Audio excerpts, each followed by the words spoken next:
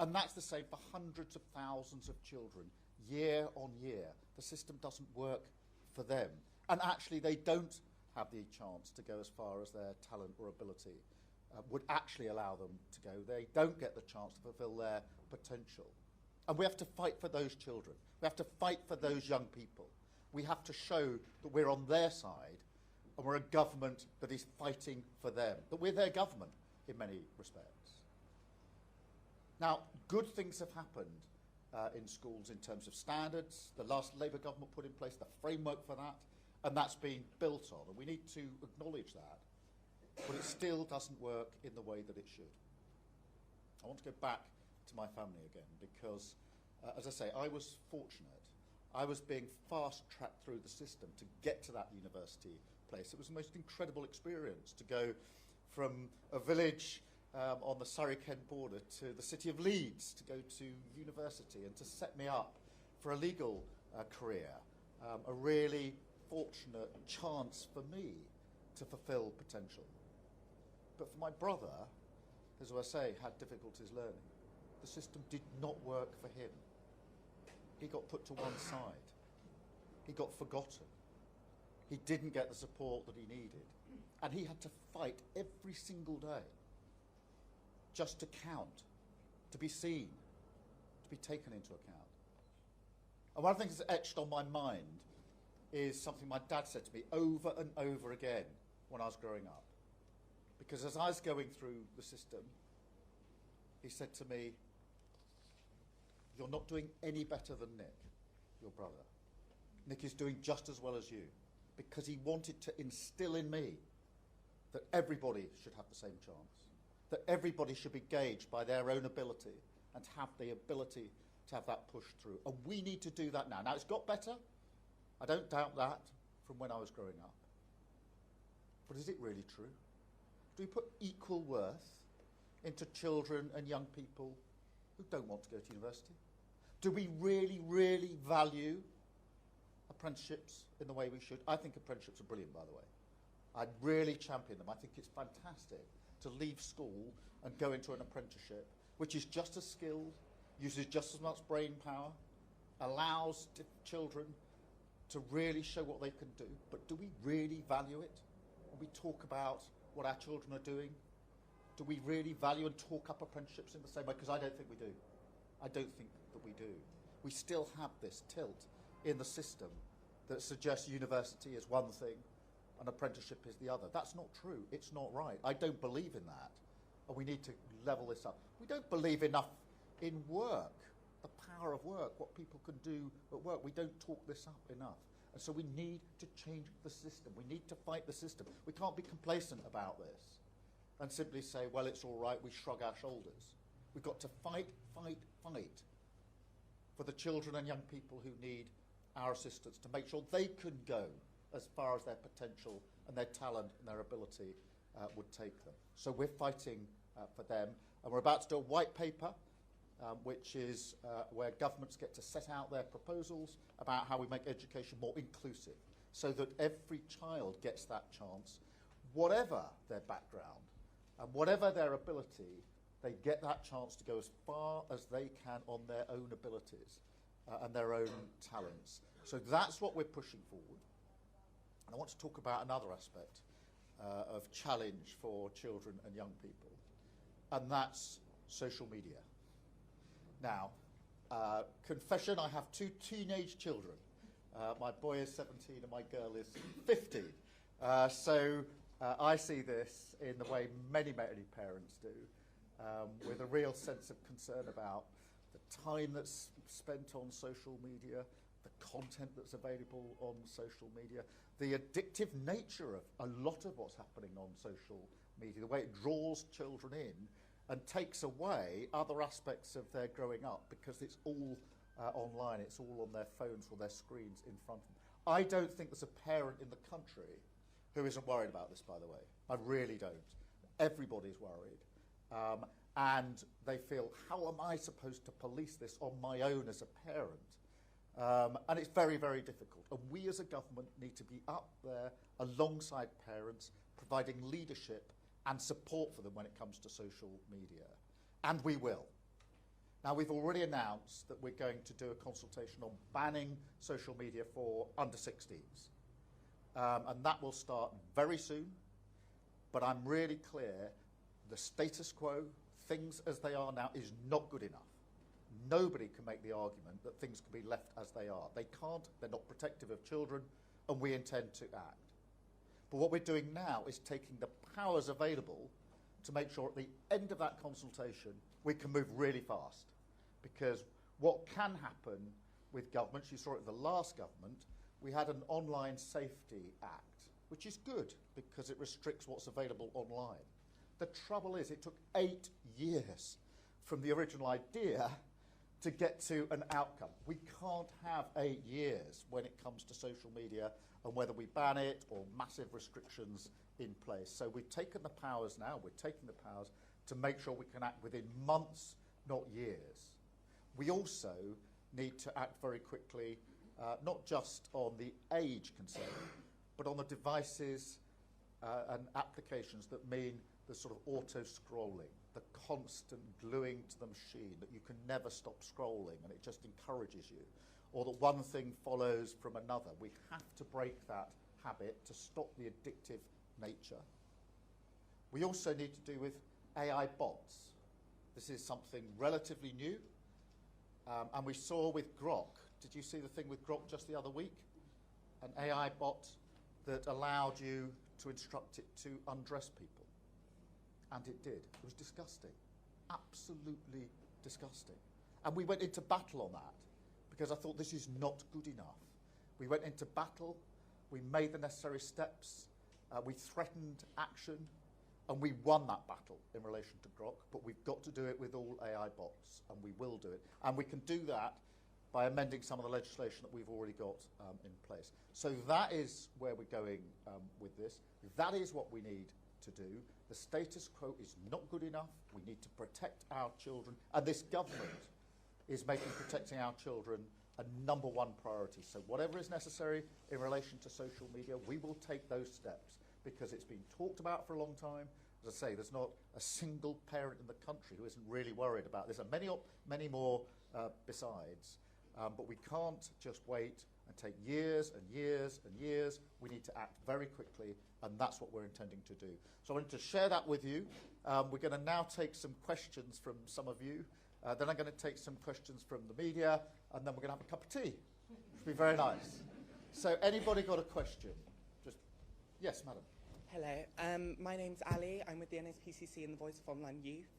The NSPCC do a lot of work around harm reduction and harm prevention. We are just wanting some clarification on the government's plans for that in regards to online safety. Yeah, I think there's 2 elements of that. We've got the Online Safety Act. That is a good thing. It took 8 years to get there, but it is a good thing. We need to make sure that's used properly and to full effect, because there's more we can do with it, and we need to amend it in certain places, because one of the difficulties here is that the technology moves on so quickly that the legislation struggles to keep up, which is why for AI bots, for example, and chat bots, we need to take the necessary measures. So that's the one route. The other is, what more do we need to do? This is where we're looking at access for under-16s. Should it be banned altogether? Should it be much stricter content control? And what goes with that, by the way, is how do we make sure children don't operate to get around the rules? Because I think it's hardwired into the job description of children, isn't it? That if there's a limit on when you can do something, the first question will be, how do I get around that? And there are VPNs which can be really effective in relation to that. So all these measures need to be taken. What would you say, madam?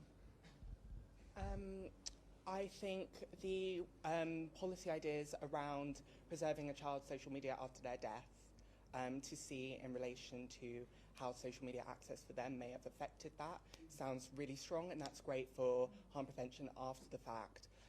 But here at the NSPCC, we really want to focus on harm prevention before something so tragic like that would happen. Completely. And that's where we need to be in the preventative space rather than the after event. And we're sort of in the after event space at the moment far too often. Anybody else with a question? Yes, sir.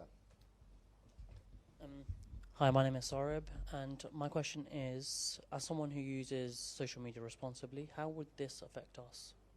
I think, look, social media, of course, can be used responsibly, and there's a lot on social media which is really good in terms of what people can access to expand their horizons. The question is, one, at what age should that be available? Two, what's the content control? Because at the moment you can access the good stuff and you can access the not so good stuff, the pure, the harmful stuff. The Online Safety Act helps with that. I think even in relation to the good stuff, to be honest, some of the addictive features on social media that mean you never stop scrolling, or once you've watched one thing, another thing comes up and you're on your screen the whole time. We need to look at that. Because even if it's good stuff, the question is how do we get people off it and not simply on their screen the whole time? And it's not just the addiction to the screen and what's that doing to minds and ability to communicate with other people and concentration generally. It's also at the expense of the other thing that children might be doing, playing with each other, being outside, doing the things that you might expect children to be doing.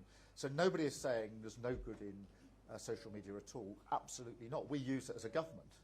And it's used in education, and that's understood. The question is, how do we stop this obsessive behaviour, and what are the limits of at what age you can access things? Other questions, please. Maybe this side. Yes, a young person. This is good. We're saying what should happen. This is the most nervous question I've got now. Good morning, Prime Minister. I'm George. I'm 17. I wanted to ask about the representation of the people bill, which is being put before Parliament, and how giving 16 and 17-year-olds the vote risks being incompatible with a social media ban under 16, because the majority of young people get their news from social media, from their TikTok feed. So I wanted to ask, what provisions will the government put in place for citizenship education in schools, for example? Well, a lot bound up in that. Firstly, I'm a big advocate of votes at 16 and 17. At 16 and 17, you are old enough and mature enough to make a decision about a government that ought to be and will be a government for you. So it's really important that we have those votes. We do need to make sure the citizenship is part of what we look at. We've broadened the curriculum in schools because I think children and young people ought to learn about citizenship and how we operate as a society more generally. It's very important skills that they need for life. I'm acutely aware of your point about news because in politics there's always been a heavy sort of focus on newspapers, but frankly I don't think many people young people certainly, ever read newspapers anymore. Or even sit down as a family and watch the 6 or 10 o'clock news. It's much more likely to be through social media. And really goes with the point this gentleman made. We must make sure that we're not cutting off sensible and good access for young people. Where do you get your news from? Well, I'm kind of the anomaly, so I actually watch the news at 10 on You BBC. do watch the news? Yeah. This is good. I know. This is good. But the majority of my friends, I'd say, probably get it off TikTok. Yeah. Other questions? Yes, madam. And then we'll come to you.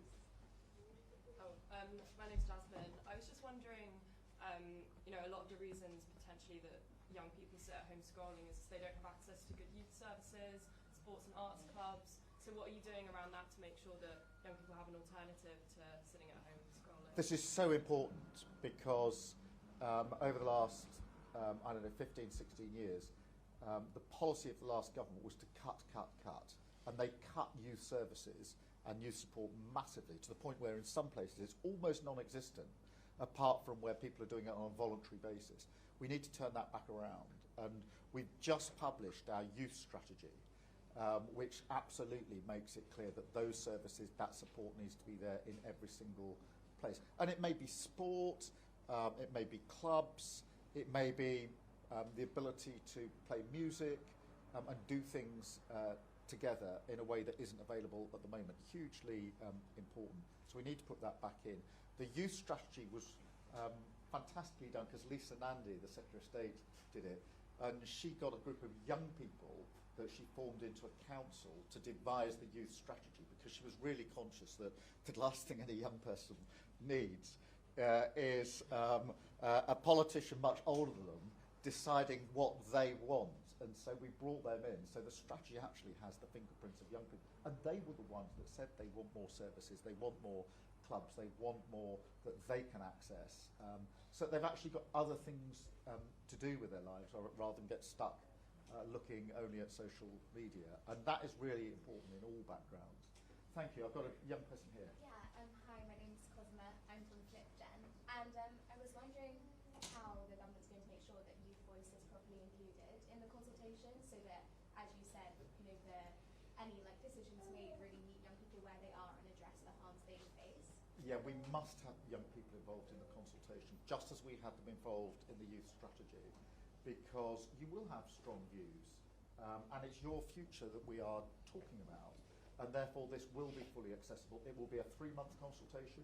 It'll start fairly soon, and we'll make sure that all voices are taken into account. That's the right thing to do. And there are mixed views. Some people very strongly say there should be a complete ban on under-16s. Other people, I think the NSPCC, say not so fast. You might drive children to other places. That won't be so good. We do need to take that into account. But what we can't do is take sort of months and months and months for a consultation, then years and years and years, so that you'll all be well past 16 by the time we actually come to a conclusion. If we're going to take action, and we must, then we need to be in a position to do it quickly, not slowly. And as I say, the Online Safety Act was passed or brought into being by the last government. It is a big improvement, to be fair. It is a big improvement. But honestly, 8 years from the idea that you need to protect against harm online to actually bringing in a provision. And amongst the problems is that in that 8 years, technology then moved on, and therefore the bit you've captured is all very well, but then there's the bit you haven't captured, which isn't so good. I'll take one more and then I'll go to the media. Yes, madam. Hi, I'm Zainab. I'm one of Georgia Gold's constituents. So you've got a great member of parliament. We've sort of touched upon this already about women's safety, particularly in light of the Grok AI scandal. And one of my biggest concerns as a young women on the internet posting on social media is AI and AI misuse. So my question would be, as AI is constantly evolving, what actions are the government taking to combat that AI abuse? I'm so glad you've raised this, because most people in the room will know what happened with Grok just a few weeks ago. But it was grotesque. Having an ability to instruct an AI bot to undress, particularly women, online, is just so grotesque and disgusting that you'd think it wouldn't be allowed. You'd think that platform provider, once they saw it, would say, take that down. But that wasn't the case. We went into battle on Grok, and the platform provider, the first response was not get rid of this disgusting feature. It was, oh, we'll make it a premium service. So you've got to pay for it. I tell you, I'm kidding you not. That is the battle we're in, because the response was not get rid of it. Response was, well, if we restrict access to it to people who can pay for it, is that good enough? We said, no, it's not good enough. That's why we need to act here. In that particular case, we just fought them and fought them and fought them until they backed down. And I'm really proud of what the government did then. But that was, I mean, to go back to a point that was made slightly earlier, that's a reaction to something that's happened. What we need to do is get in early, and that's why we're going to bring in an amendment to existing bill going through Parliament, so that we can get in early and take the necessary measures. So thank you for that. I think we're going to, Shihab. Yes. Shihab Khan from ITV News. Prime Minister, a few weeks ago it felt as though the prospect of a social media ban for under-16s felt like it was a long way away. Now it feels as though we are edging slightly closer in that direction. Do you feel as though the government has been too slow to act in the past? Is this an indication that you want things to move a lot quicker? And what does your gut instinct tell you about a ban for under-16? And a quick second question, if I may. The think tank Labour Together supported you. Your former chief of staff used to run it. There are now calls for an inquiry into the claims that a report was commissioned by potentially a minister in your government that was then used to smear journalists. Will you answer those calls, and will you launch an inquiry? Firstly, on the question of social media, look, we need to go at speed. And that's really, if there's one takeaway from what I'm saying this morning, It is we need to go at speed. Everybody, I think, pretty much, perhaps the platform providers are the exception, knows that we need better protection for children. We haven't got it. The status quo is not good enough. And as I said a moment ago, the Online Safety Act, yes, a good piece of legislation under the last government, but it took 8 years from the discussion that something needs to be done to an outcome. I'm not prepared to let this take 8 years, which is why we're taking the powers now. We'll have the consultation, and then when we've got the outcome, we can implement it very, very quickly. And I say implement it because there will be action coming out of this consultation. There is no way we have a consultation here and conclude that the status quo is fine. Things don't need to change. They don't protect children enough. We need to take action to fight for those children and fight for their parents, frankly, because a lot of parents feel, I'm left to police this on my own. How am I supposed to do that? I need a government that's up there with me. So yes, absolutely, we want to go more quickly.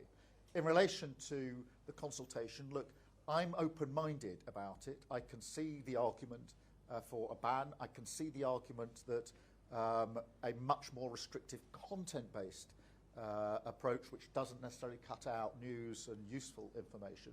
I think we need to test those options in the consultation, but whatever the outcome, it can't be nothing. It can't be the status quo. We have got to act to protect children. We've got to act, frankly, to help parents and carers who are all really worried about this in relation to their own children and the children they know, and they want to know the government's on their side and it's going to come up and show leadership and support to them in what they need to do. In relation to your second question on Labour Together, there will be a Cabinet Office investigation into the allegations, and quite right to, and so that is already in place.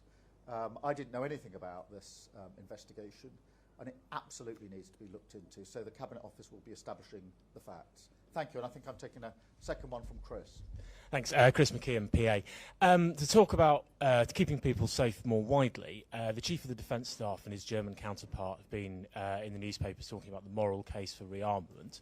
Do you need to start making that moral case, and does that involve bringing the 3% of GDP spending target forward to 2029? Well, thank you for that. You will have seen over the weekend I was making the argument at the Munich Security Conference that we, the UK and Europe, need to step up when it comes to defence and security. We have a threat of Russian aggression, which is obvious. In a few days' time, it's the 4-year anniversary of the start of the conflict in Ukraine. We want a just and lasting peace, but that will not extinguish the Russian threat. And we need to be alert to that, because that's going to affect every single person in this room, every single person in this country. So we need to step up. That means on defence spending, we need to go faster. We've obviously made commitments already in relation to that. But it goes beyond just how much you spend. It's also whether you coordinate and collaborate with other like-minded countries, particularly in Europe. And that's the case I've been making, which is that in addition to how much you spend, it's got to be how you work together as a group of countries. How we make NATO stronger, a European NATO, if you like. NATO has been the most successful military alliance the world has ever seen. Countries which, across the continent, used to be on the battlefield against each other for centuries, now stand together, ready to defend each other. That's what we need to build on. That will affect every person in this country, and that's where I'm absolutely determined that the United Kingdom will show the leadership that's necessary. Thank you very much indeed. I think I'm now going to have a cup of tea, and I'm going here. Really, I may not have it. I may not sit here. How are you doing?